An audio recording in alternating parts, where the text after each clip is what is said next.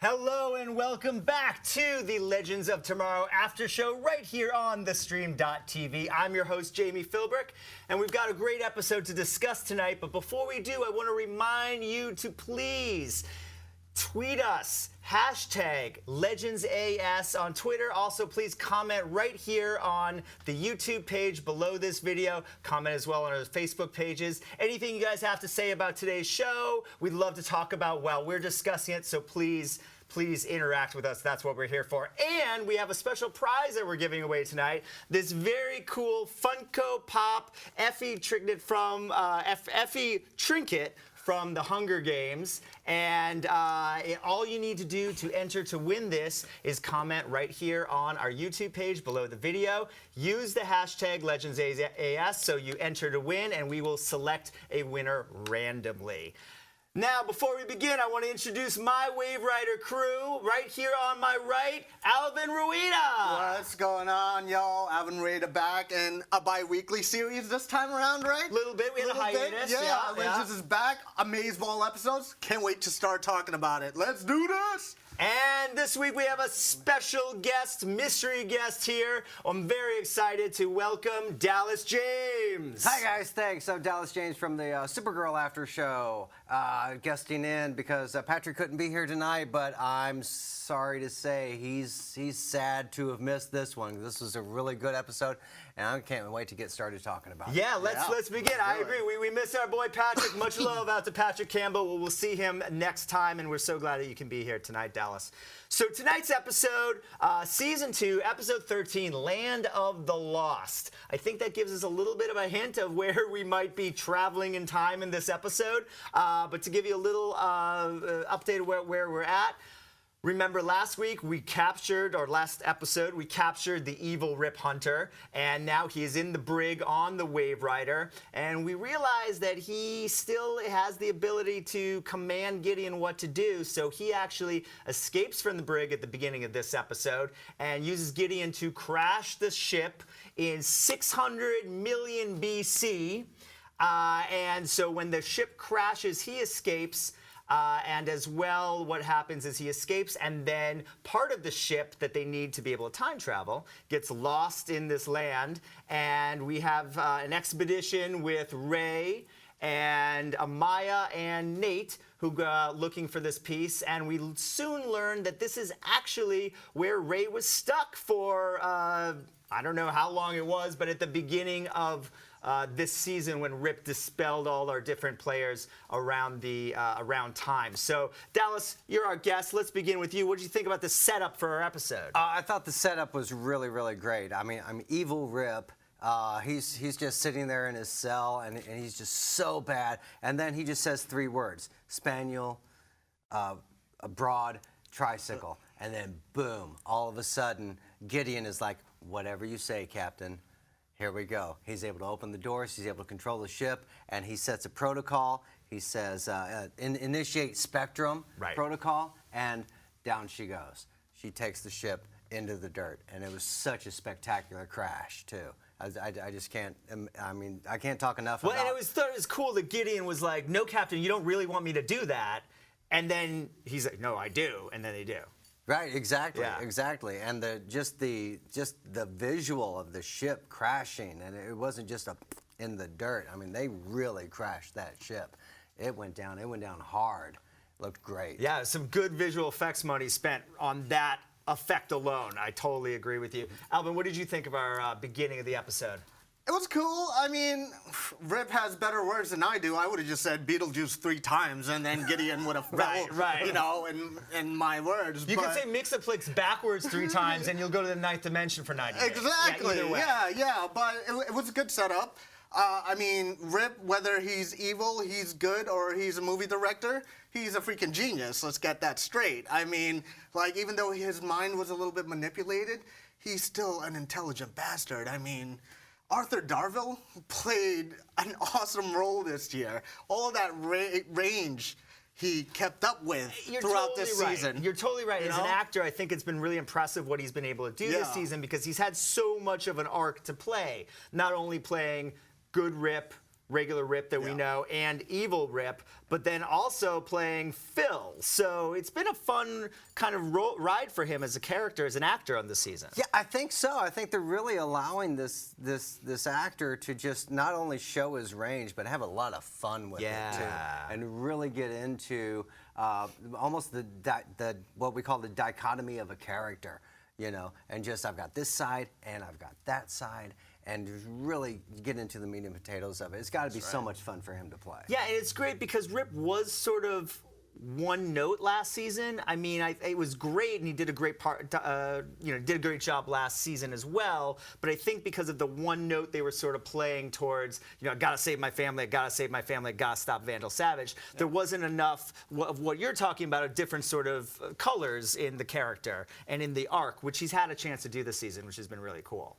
Yeah, you're right. You're right. The layers they're able to put on his character really fills it out immensely, especially once they get into showing his, in his mind, his psyche of what he apparently, how he feels about his shipmates. Yeah, well, which we're going to talk about. We're going to get to that. But before we do, I just wanted to sort of talk a little bit more about the journey that Nate and Amaya and Ray go on, and we get introduced to Gertrude, who at first you're going to say, who's Gertrude? I've been watching Legends all season. I don't remember Gertrude. You did meet Gertrude. You met her in the first episode of this season. That's Ray's nickname for his dinosaur friend. And we soon learned that Ray got hungry when he was lost in time, and he decided to make omelets, I think 700 omelets to be precise. He said something like that, and he had stolen one of Gertrude's eggs. So Gertrude's not too happy when she sees the return of Ray. I'll go with you, Alvin. What did you think about Gertrude? Gertrude was awesome. What are you kidding me? But one thing you don't do is mess with a T-Rex's egg. Let's just get that straight. Come on there. I mean, like, that was awesome. That dinosaur looked pretty good, you know. I compared it with the tiger in Walking Dead, and I thought it was up to par with the effects, for sure. And I was hoping to see more dinosaurs, but I didn't get to see more dinosaurs. But just that one T-Rex, though, they gave that T-Rex so much personality that I guess you didn't need to show any more dinosaurs. And with Ray being in, you know, and that place for so long that he knows the ins and the outs all over that little He's very park. familiar. He's very familiar with the landscape. Yeah. He knows how to hunt. He knows how to eat iguanas. And he just knew everything about the place. And with this episode, I felt like it was all about experience, you know? And with Ray... Interesting. Yeah. Yeah, no, that's definitely true. Like, his experience in this land kind of came out, and it was great that he was sort of our guide through it. You mentioned the T-Rex, and I will say that I expected him to be a little bit bigger. I thought Gertrude was being bigger than she was. You know. I do think that, again, very well spent visual effects money on that effect. I just thought it would be larger scale. What did you think? Well, maybe she's young. Maybe she's a young mom. She's a young mom. Yeah, She's young a mom. young mom. She's a teen Young mom, dinosaur right? mom. Teen dinosaur mom, exactly. MTV's Teen Mom with Gertrude. Right, exactly, yeah. And she's very protective of her nest. The eggs weren't even as large as I thought that they would have been. But then again, I wasn't around back then. It's despite common thought. I wasn't. I believe you. I would assume a T-Rex egg would be huge. Right. Yeah, it did look like a beach ball size. Yeah. Well, he did say he was able to make, what, 16 omelets off that thing? Yeah, 700 omelets, whatever it was. Yeah, exactly. There were several. There was several omelets. Well, and then the other cool segment that we sort of had with Gertrude, I want to mention while we're talking about it, is towards the end where actually Amaya uses her vixen power to summon a dinosaur to sort of calm down Gertrude, which I thought was not only a really good use of the effects, but also really good use of Vixen's power. And a lot of times, you know, we know Superman fans know he's not always using all the powers he has. And so I really like it when we utilize and it makes sense towards the story we're telling. Right, yeah, I love that. We got to see a little bit of a teaser when she catches the snake and releases it right there, you know, right at the top when Nate isn't isn't sure what the snake's intentions were, and she tells him, she's like, she just thought you were part of the tree. So we get the idea that she can, communes with animals on a regular basis, but then she uses her power and really communes with that T-Rex, with Gertrude. And they have a little girl talk conversation. Yeah. Which is basically like, we're not taking one of your eggs, Mama. We're taking something else. It's okay. And off you can go. Yeah, absolutely. No, it was totally cool. So let's move on. As you mentioned, we go in this episode, into Rip's mind. So Sarah, Jax, Stein, and Mick are left behind, which is a great combination right there, those four characters.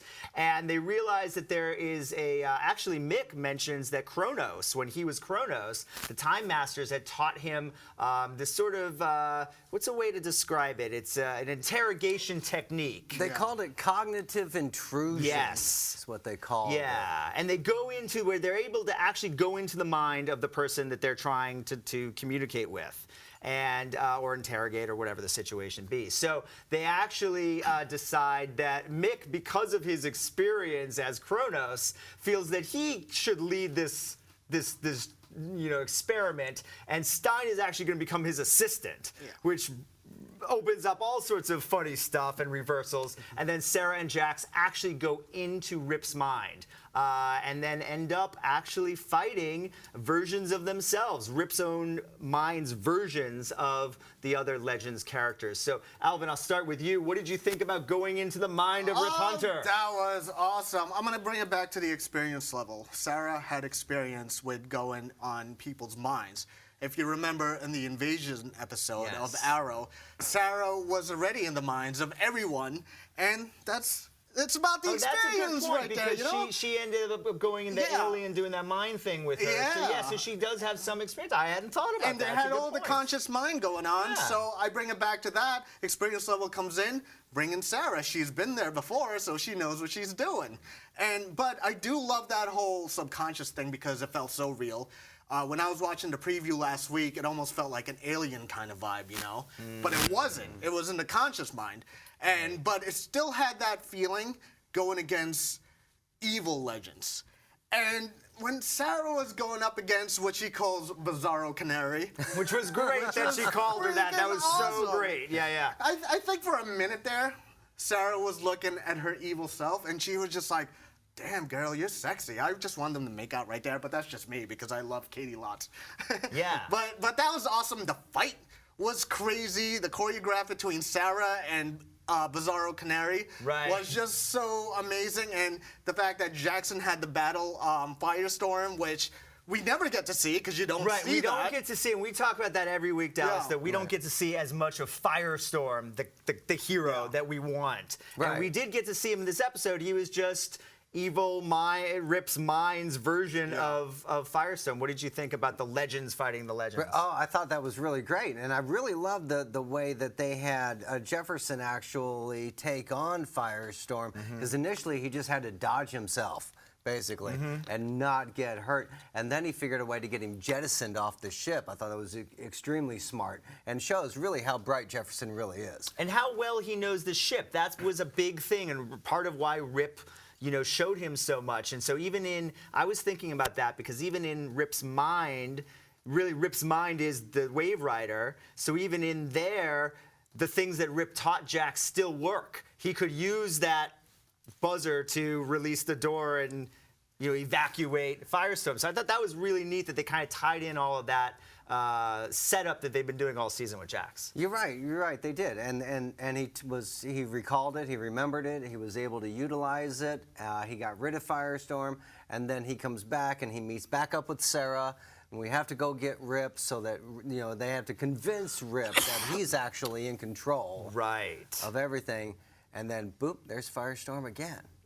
He's back because it's still in Rip's mind. Right. So cool. Yeah, it was really cool, and I also enjoyed that really, Rip ended up figuring out that he has powers in his mind. This Rip version in his mind can actually use powers to throw people across the room and do different stuff, and I thought that was really cool use of not only that power, but, really showing Rip's mind and how powerful a weapon it is, because really that's Rip's superpower, is his mind. and we were in the belly of the beast tonight. What did you think? It was fun having Rip's powers, man. Look at him. He's having, you know me, I love evil Rip. Yes. But for this time around, for the good Rip to have like some telekinetic energy power, telekinesis, just being able to use the Force on the evil legends, Right. it looks so awesome. Like, it was definitely very well made. And the fact that he could just be like, all right, let me just get my head straight together, and these guys are going to get beat up real quick. And that was cool. But like you said before, Jackson was able to beat Firestorm, and then Firestorm would just come back again. So, Right. yeah. And they really had to convince Rip, because the first time when we find him in the cell, Right. he hits Sarah with the blast. Yeah. But he doesn't realize Then that he's sort of what like he did. quivering. Yeah, he's scared. And then she tells him that he has the power to open the cell door, and he can't do it because he just doesn't believe it. He doesn't believe in himself yet. But throughout that battle, when they get him into that control room, then he's finally gets the courage with Gideon's help. Yes. And he's able to dispatch of all three of his evil doppelganger-ish personas that he's created himself. So that brings up a great point, and I'm so glad we got there, because I know that's what so many of you are talking about on Twitter and the social media right now. Reddit is saying all Reddit's that saying stuff. it. So, as Dallas mentioned, Gideon does come in and sort of saves the day, helps save Rip, actually, she communicates with Jax first, and then sort of convinces Rip that he can be the Rip that he once was, and that this is all in his mind, and that influence is what really saves the day and gets our heroes out of this situation. However, in the meantime, we learn that, so basically Gideon in Rip's mind has taken the human form, shall we say. Right. Female human form, which I actually thought was really cool that the actress Amy Pemberton? Amy Pemberton. Yeah, actually Pemberton. got to physically be on Legends. She's been on the entire series, and now she's physically there. But in this bodily human form that she takes on, Rip sort of admits some feelings to her. Oh, Maybe lots. she admits a couple feelings to Yeah. him, and they share a kiss, which is kind of weird if you think about you're kissing a computer, but then you're not. You're just imagining kissing a computer. Hey. Dallas, I'm going to start with you because you brought it up. What do you think about this? It was a little awkward, but I kind of liked the way that they put it, because in order for Gideon to wake up, in order for him to come out of basically his coma, he had to let her go. So it was more or less, to me, I think, more like a goodbye kiss. He was saying goodbye to his imaginary friend, who he's been with for a while, and so he can ready to come out. So it was kind of a little odd. I'm gonna kiss my computer, like I was telling you guys earlier. yeah. I like my computer, but not that much. Oh, yeah. Hey. It does fall a little bit into the odd, weird category. I didn't think it was so weird that it like jumped the shark for me or anything like that. Like, I mean, come on, we have this is a series about characters that travel through time and change things, and nothing ever really changes that much. So I could kind of buy that, but it did play out a little bit towards the end when Rip is back and is the real Rip. Yeah. And we get to see Rip has returned, and then he communicates with Gideon, and they both sort of admit that that was real, or that she'd experienced too. I don't know. What did you think about that? I mean, look off. I'm going to go back to the whole Gideon Rip love romance, also known as the film Her. You know? Yeah, absolutely. But No, I definitely thought about her. Yeah. Did you think about her too? Yeah. It came to my mind. I totally missed. I missed it. Yeah. Oh, yeah. I totally Yeah. missed it. You guys are on it. Yeah. But let me just say, Gideon, giddy up. She was smoking hot. I would feel the same way too. And now I totally understand why Rip Hunter is so asexual. Is not because of the death of his family in season 1. Is because he's truly in love with Gideon, which totally makes sense. But I guess from that time of the future, they live in a virtual reality world, right? And Gideon is a different kind of AI. I suppose, I hadn't thought about that. You're right. Rip is from the future, so, who Yeah. knows what's going on with technology then. But at the same time, I do feel like, are we reading it wrong? Was it less of sort of a romantic thing and a more of like a connected thing? Like he feels connected to her on a level that supersedes They're definitely romance connected. and I human? mean, I don't know. I wondered if it was intelligence- more like a connection thing than a romance thing that we were seeing. Well, We they're just both on misread that it. same level of intelligence, right? I mean, Gideon knows a lot of things. Rip knows a lot of things. He pretty much programmed her, gives her magic words, this and that. Now, is he doing something incriminating while talking to Gideon? No, that's just in the subconscious mind. But it is good to see that kind of relationship with machine and man, and kind of like where we're going in right now in the future. And just the fact that Rip is the captain of the ship, Gideon is the navigation of the ship, and he's pretty much the intellectual, anything you want to know, the walking Wikipedia or walking Google, as you say. Right. He can pretty much answer anything, just that intelligence factor, and why wouldn't you be in love with her? What do you think, Dallas? Do you think we misread it a little bit? Is it maybe more of a connection thing, more of him saying, thank you for do. being there for me. Yeah, almost like a long lost friend as opposed to a lover. Yeah, I think it is. It is more of a really just as close of a connected relationship as they can possibly be. I mean, she's basically his ship, right? Right. And that's like it's even stronger than for me to say my car. Yeah. Right, You know, right. that's like saying my right leg. You know, she is right there for him.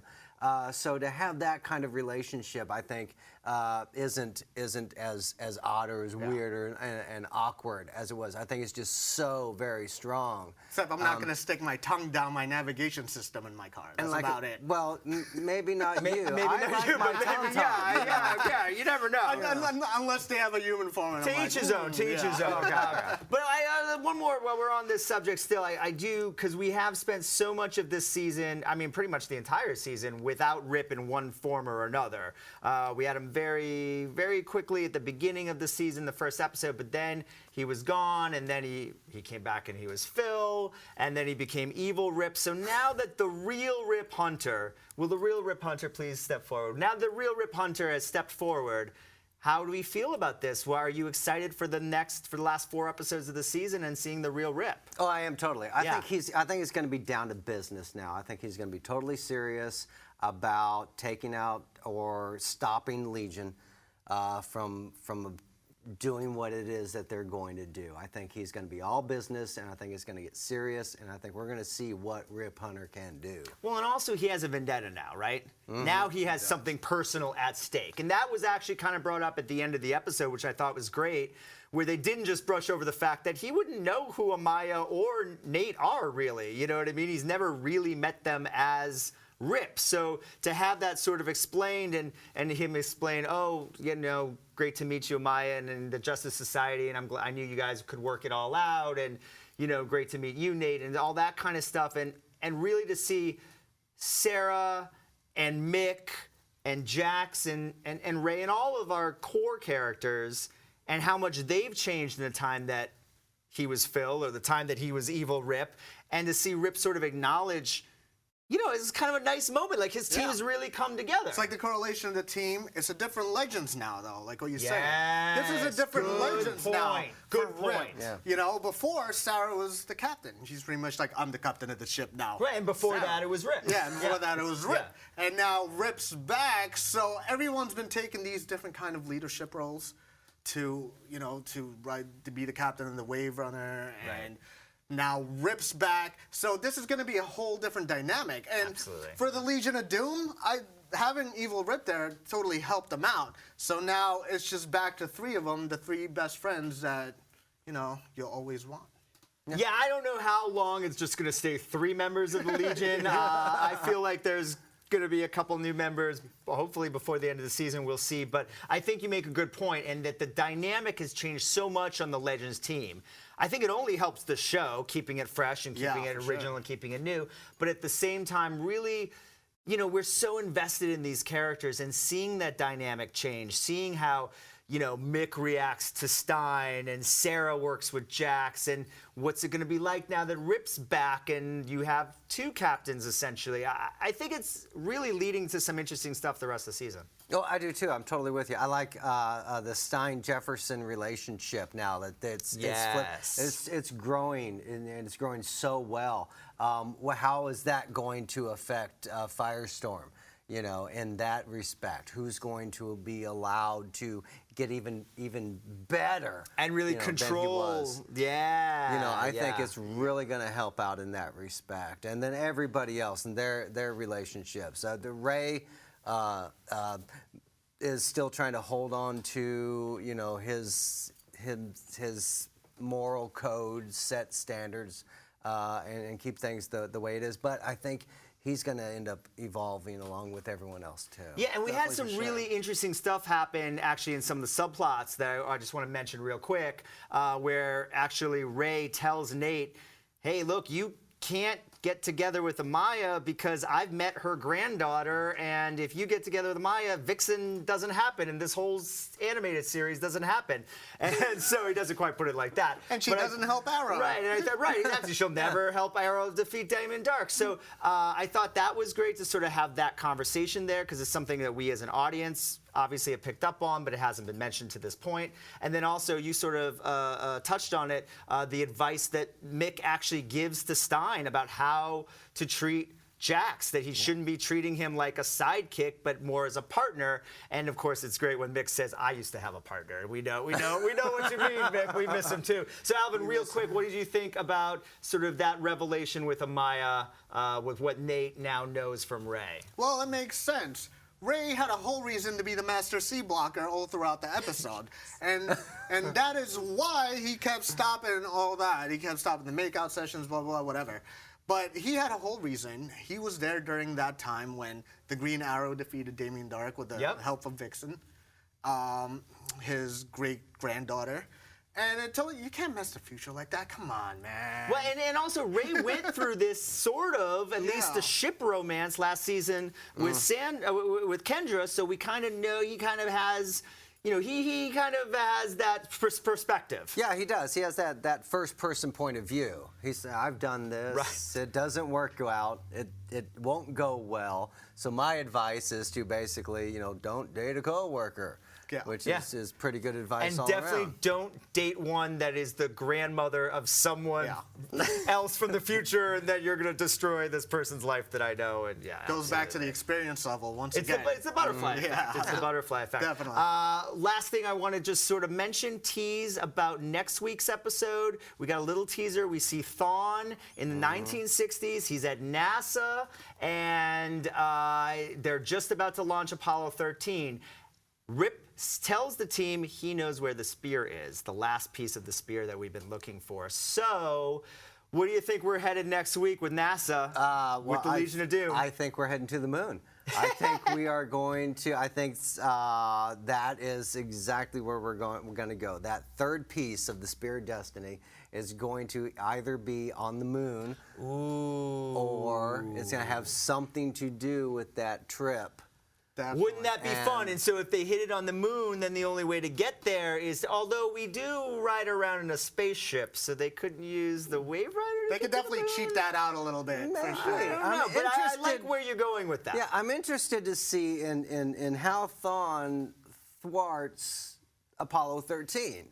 Because And you said that very well, how Thawne thwarts. Yeah, I don't think I could say a tongue twister now. Well played, my friend. Well played.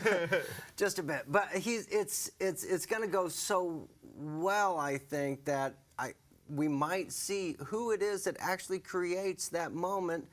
Houston, we have a problem.